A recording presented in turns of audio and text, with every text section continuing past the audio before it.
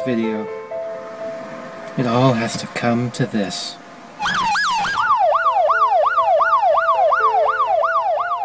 Elliot Rodgers' parents had actually called the police to go do a wellness check on their son. The day in which I will have my revenge against humanity, against all of you.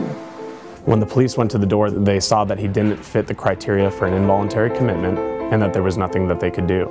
I'll give you exactly what you deserve, all of you. So they left, and Elliot Rodgers was ultimately able to do what he did. You deserve to be annihilated. And I'll give that to you.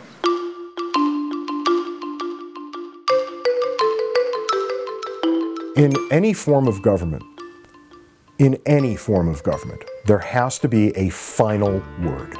And it's codified in the United States Constitution in the form of the Supremacy Clause. You have states like California that have done so much work to prevent these guns from getting in the hands of dangerous people, and they've done so many responsible gun laws. But cross the border into Arizona or Nevada, you don't even need to have a permit to carry a loaded weapon in public in Arizona. You don't need to pass a background check to buy a gun if you're buying from a private seller. The needs of a gun owner in Texas or here in California where I live may be different from this person that lives in downtown Chicago or in Manhattan. When people want to affect a change in the United States, they want to affect that change at the highest level possible. So as a matter of practical politics, as a matter of tactics, the smart move is to go right to the highest level he can hope to get to and affect the change there. There's nothing that will save more lives in this country than instituting a universal background check system. For me, getting that passed on a universal level would be a dream. The Supremacy Clause refers to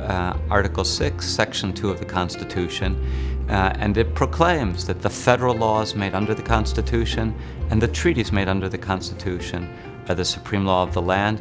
And when there's a clash between the Constitution, federal law, or a treaty and a state law, federal law prevails.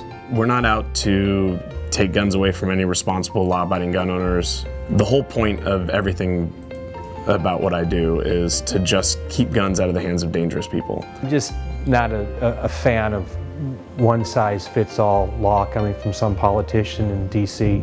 Now I really do sound like a crazy extremist, but I would trust more my elected representative that lives in my neighborhood and has to deal with the issues I deal with. There's a principle called subsidiarity. And subsidiarity says governing should be done at the lowest possible level.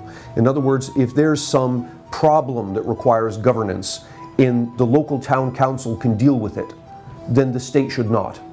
The state should only be governing when the town council can't deal with the problem. And by extension, the federal government should only be governing when the state can't deal with whatever this problem is. I feel like a hypocrite answering your questions because I don't believe the federal government should legislate to all the states on every aspect of our daily life. But at the same time, I think it's okay to get a federally applied for license in order to own a machine gun. That's the opposite of how we tend to do government. We see a problem and our reaction is to turn immediately to Washington and say, fix this. And of course, Washington is all too happy to go and do, right? But when Washington tries to fix a problem, it imposes the same solution on everyone. And the solution may be good for some, it may be bad for others. The ultimate safeguard in regard to limiting government power is the people. But when the people, as the ultimate check on governmental authority and power, fail to keep an accurate eye on what's going on at any given point in time, what we find is that governments expand their power and authority by virtue of their own decree. So what we end up with is a government asserting itself and a people paying no attention, which is tacit consent. Right? From that point forward, the powers that the government has drawn to itself remain on the table. And that's why it's very difficult to take back what's been given when we're talking about government and power. So when the people grow fearful that government is exercising too much power, it is incumbent upon the people to seek out, to find, to elect representatives who will relimit government.